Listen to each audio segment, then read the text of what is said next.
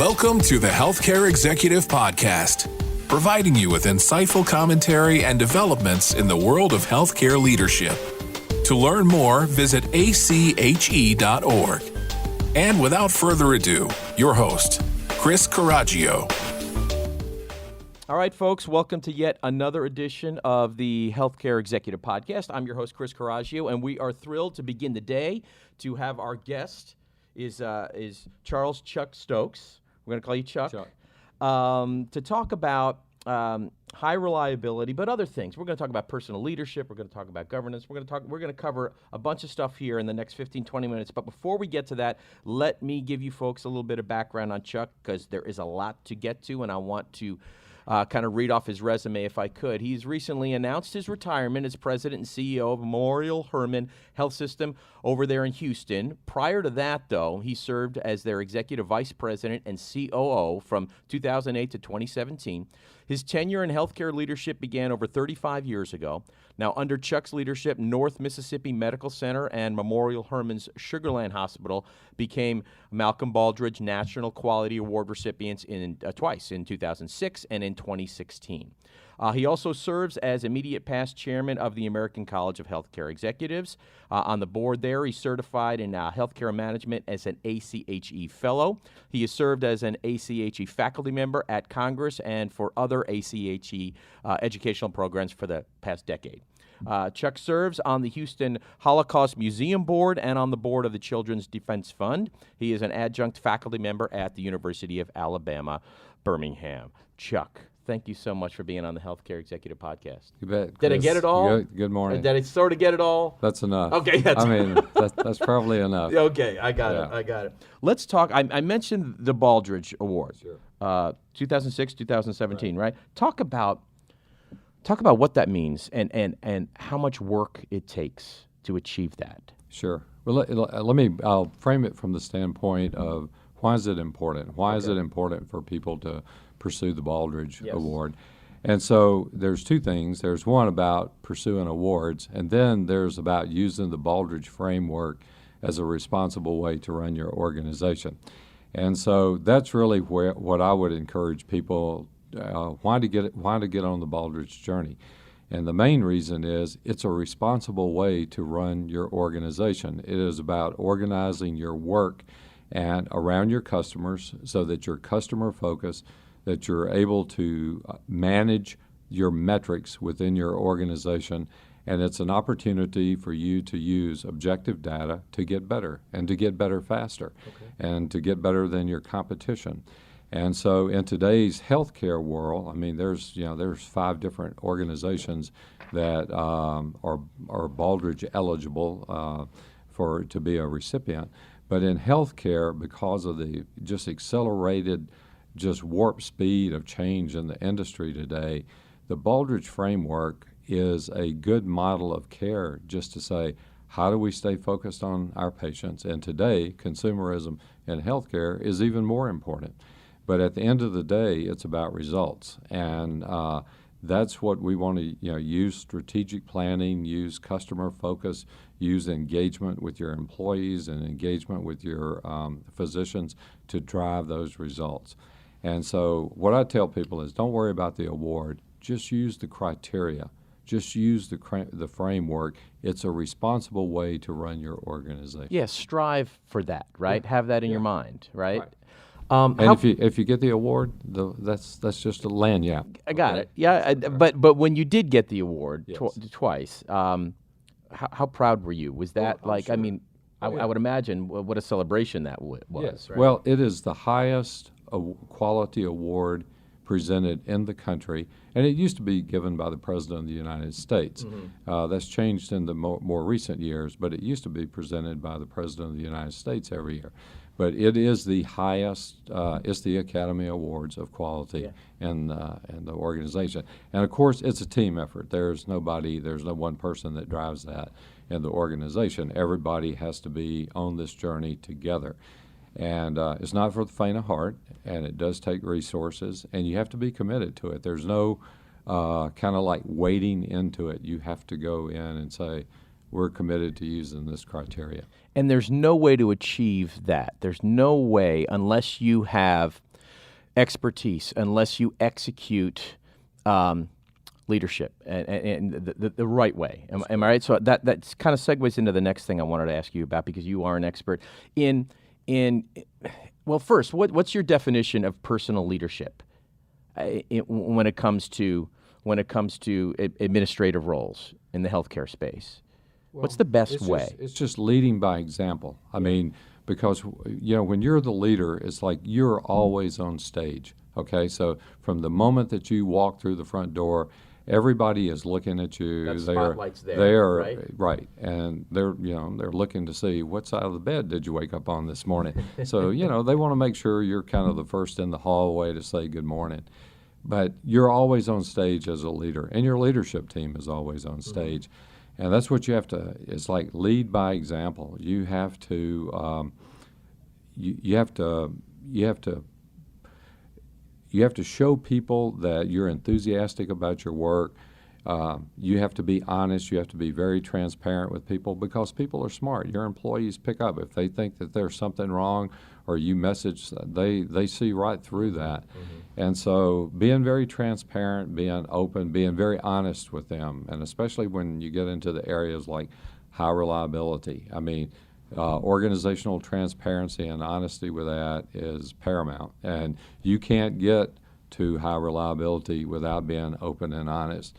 And so from a leadership standpoint, it's about being out there every day talking about those issues to the organization. It's not an easy thing to do. I mean, no. If you hear the words, you're like, oh, that's common sense. I can do that. It's not an easy thing to do. It takes courage, doesn't it? It takes a lot of courage, absolutely. But that's how you get better. It never gets easier, but the thing is, when you deal with really kind of hairy topics and the really challenging topics or the very unpopular topics in front of your team get a comfort level with dealing with that. And then it kind of gets to be part of the culture. Well, we talk about this stuff all the time. And so, but that's, as a leader, it's everybody's looking to you to start those conversations, show the organization, show the leadership team, this is how we have these difficult conversations within the organization. And that goes back to what you were saying before about the Baldrige. Strive for that every day, right? And then it becomes part of the culture. That's right. Yeah. That's right. Let's move into this. On the topic of governance, what do you see as the biggest struggles for executives, physician executives, when they go to the boardroom? When those things kind of that transition. Right. So most boards today in healthcare, they have to have the clinical representation, and they usually, the two biggest groups are physicians and nurses that represent the clinical side of the business. So physicians, one of the biggest challenges for the physicians is industry knowledge outside of being a physician. Mm-hmm. And so in ACHE, for example, one of the fastest growing segments of our ACHE membership is physician executives, because there are more physicians today running health plans, running physician organizations, running hospitals, and running health groups. So we have a responsibility as an education association to train physicians to do that.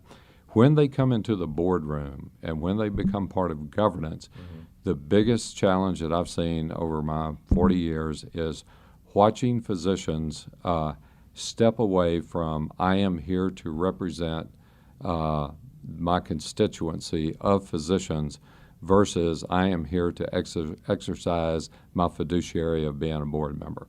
Now, that's very conflicting, because physicians grow up saying, well, my role on the board is to represent, and you do represent the voice of the physician, but when you step into the governance role, you are representing the organization of which you are part of their board. Mm-hmm. And that sometimes is a really conflicting role for physicians to be able to separate themselves from. How do you get that skill set then? How do you accomplish that? You come to programs like ACHE, you come to Congress, and we give you training about how to separate that. But it's the duty of loyalty and those of serving on a board, and it is not being loyal back to your physicians. And physicians have a hard time with that. Well, anyone would have a hard time with that, right? To make that transition. That's why the executive leadership coaching, like you said, is imperative, right? Right, and there's top-notch people doing that coaching. That's correct. Right. Let's talk about, because you how many decades? You said four decades. Wow. How is healthcare administration? This is a perfect question for you. How has it changed? What are some of the bigger changes you have seen? Decade to decade. Well, when I graduated from graduate school in healthcare administration, success was defined as you have to either become a CEO or a COO of a hospital or a health system, and that's really how success was measured back in the day. Over the last 2 decades, our industry has evolved. And it's no longer, success is not defined as being the CEO of a hospital or a health system, because today there are other just as important parts of our system. So there's the acute care, there's ambulatory, there's post-acute care, there's the physician organization, there's the health plan, and now there's like technology enterprises within healthcare organizations. And so all of those are important, and they're inextricably tied to each other. And so being the CEO or COO or the senior executive or whatever title you want to use as part of one of those parts of the organization, that's success. I mean, that it is just like me becoming a COO when I got out of school, my first COO job. Well, if you're today, a lot of people, half their revenue or more than half their revenue in their organization comes from the ambulatory side. And so if you're running the ambulatory side, your voice is really important. And so that's one of the major changes about healthcare. And then, going forward, it's really all the technology that's coming along that's really going to change the whole model of healthcare. When you think about the implications for genomics and for precision medicine, and what are the moral and ethical implications for having that knowledge about healthcare.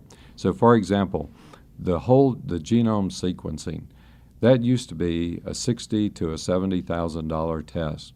Today, we have people that have that test now under $1,000. It's almost like a 23andMe, $200 test. Give me a tube of blood, spit in the tube, and I'm going to tell you in high probability and specificity about your propensity to get type 2 diabetes, Alzheimer's, colon cancer, a brain tumor, or Parkinson, or some other malady that might happen in your lifetime. And there's a high degree of success about that information. Now, just think about if you knew that at our age, it might be one thing. You would really like to know that about your children. And if your child was 22 or 24 years old and they said they had a 80% chance of probability of getting type 2 diabetes by the time they're 55, well, your child might change their dietary habits and change their exercise habits, that they still might get type 2 diabetes, but they get it at 75 as opposed to 55. And then they don't have that 20-year time frame there where they get kidney disease, vascular disease, heart disease. It changes a life. It changes a life. Yeah. And you really might want to know that about your grandchild, is how would life change? And in your child or your grandchild, what if you knew that they had a 75% chance of getting Alzheimer's by the time they're 60? People would actually make different choices about how they live their life and what they were going to do with their life. So what's changed about healthcare administration is think about the moral and ethical implications of leading an organization that patients come into that have that knowledge. What are the different types of models of care would you have? And it's like, it's not coming, it's already here. Yeah. It's literally already here. Yeah. So again, you have to shift. Yeah. You have to shift as the times shift, as technology catches up. And this is a great follow-up question to that. So what's your and you're the perfect guest for this. So what's your, and you've already done it, but if you can crystallize it a little bit, what are your pieces of advice for someone listening right here that is moving into or will try to achieve to getting into that C-suite and how to be successful in there? What are some of your pieces of advice? Yeah. So developing your career track, there are several things. Is one, you have to be very intentional about that. And actually what I would suggest to younger executives is commit your goals to writing. And say to writing. Okay. Put down. I want a plan. I want a specific development plan for my career. Put pen to paper. Put pen to paper and put that down. And then sit down with your boss and say, what are realistic time frames for me to achieve the next level that I have to get to either expand my scope in my current job or to get another title or to advance in the organization. And then on a regular basis, not once every 6 months and certainly not once a year at like an evaluation, sit down with your boss and say, how am I doing towards these goals that you and I agreed on that would advance me in the organization or help me move along.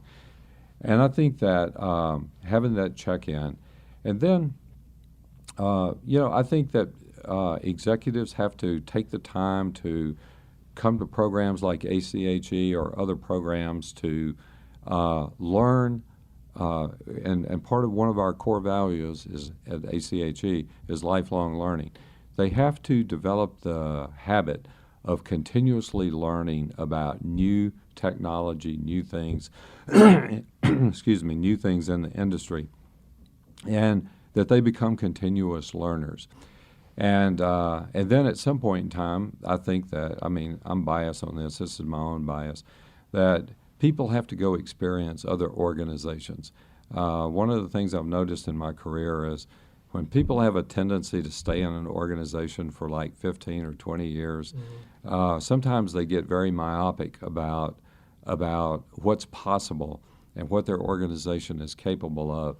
And if they've been in other organizations or other parts of the industry, sometimes they reinvent themselves and they say, hey, here's a new way that I can show up in my job or I can advance to another industry. Yeah, you get caught in your bubble, right? And you absolutely get caught in your bubble. So being mobile, again, there's a little bit of fear, though. That's what keeps people, right? That you kind of have to overcome that. Again, the courage thing, right? To step out. It does, but at the same time, it takes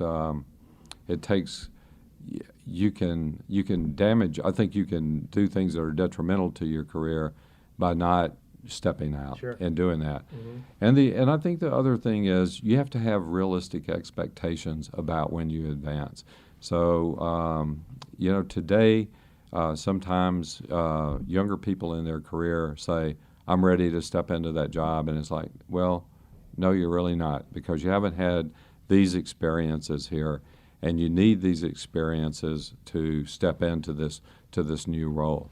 And that's why getting clarity around that with your boss, getting feedback on a regular basis. Everybody needs feedback. Feedback is a gift, and you only give gifts to people that you care about, okay? So even if the feedback stings a little bit, I would only tell you that because I care about you as a person. I'm not trying to hurt your feelings, but I'm telling you this is how I see you advancing your career. And that's a good way to neutralize when we have to have the candid conversation with people, and we all do that, is one good way to neutralize that candid conversation with somebody to keep them from getting defensive about that is say, I'm getting ready to tell you some information. Might sting a little bit, but just remember the only reason that I'm telling you this is because I care about you as a person. Because if you're going at the wall at 80 miles an hour, somebody might be telling you to step on the gas. And I'm just saying, only a good friend or a coach would tell you, let me tell you how you're showing up at this meeting. And so every executive needs a coach, or they need a good friend at work that'll come in, shut the door, and say, hey, you have no clothes on, okay? You just got out of that meeting, And let me tell you what the nonverbal behavior I saw around the room. Let me tell you what I heard the feedback after the meeting. Here's how you showed up. You were very obtuse. You were, or you were very, autocratic in your approach or something. But it's feedback. It's feedback. And using the sports analogy, it's like if a coach never says anything to you, that's the problem, right? He can get on you and get on you and get on you, but he cares about you then, right? Yes. And I would say one other thing on career building is I think we have to recognize in today's environment you have a multi-generational workforce in the environment. So we have pre-baby boomers, we have baby boomers like myself, we have the Xers and Yers or millennials, and then we have Generation Z, and so we've got this multi-generational workforce. And I think that what people like my generation have to understand is the other generations have a different thought about how they face their work. And what we have to be careful of as baby boomers is not to be judgmental about their work-life balance and those kind of things. With me, I never even heard that term, work-life balance. It's like we just did whatever we were told to do when we were getting out of school. And so what leaders today have to realize is employees are not committed to Memorial Hermann. They are committed to what they do. They're committed to being a nurse. They're committed to being a doctor. They're committed to being a pharmacist, respiratory therapist, whatever it is. Their expectation of a Memorial Hermann is, what is it that you're going to do for me to advance my career? How are you going to help me grow as a professional? How are you going to sustain my career? What are you going to do for me to help grow? Now, you can take that from the standpoint is, well, it's only about them. They only care about them. You have to, my personal feeling is, you have to look at that as, this is not a right or wrong issue. This is just the way it is. And so you have to make sure that you do not become judgmental, because when you become judgmental about that person's desire for work-life balance or what they want to do in their own time, you've lost the engagement piece with that individual. Because being with their kids, spending time with their family, spending time traveling might be more important. That's for them to make a decision on that. That's not for me to decide that they either care or don't care about the organization or about our patients. And that gets a lot of executives in trouble with the engagement piece of the workforce. And so, in the Baldrige framework is, if the formula for success in that is, if you have engaged employees, engaged physicians doing quality work, great patient experience, you never have to worry about your financials. You will be financially successful, and then you'll have the resources to continue to grow. And I've been in 7 different organizations. I have never seen anybody do those first 4 really stellar and financially was in the toilet. I've never seen that. Yeah. But if you don't do those first 4, engaged employees, engaged physicians, great experience and quality service, the financials are inextricably more difficult to achieve. Well, this has been, thank you so much for being here. Now, retirement's coming quickly, so, right? Well, tell me, do you have plans? What are you going to? Well, you have to retire to something. People like me just don't retire, so you have to retire to something. And so my retirement to will probably be in terms of teaching. I'll go back to teaching. Great. And I'll probably help coach and mentor students that are coming into the field. Well, obviously, I think that's the right course. Anybody listening to this podcast can see that that's what would be perfect for you, because that's right in line with everything you said here today. Chuck, let me shake your hand. Absolutely. Thank you so much, sir. Thank you. We really appreciate you, and good luck, your future endeavors, and congratulations with everything you've accomplished. Folks, don't forget to subscribe to the Healthcare Executive Podcast. I say it every time, but this is new, but we've done a bunch now, and we don't want you to miss any future episodes. I am your host, Chris Coraggio. We will definitely see you next time.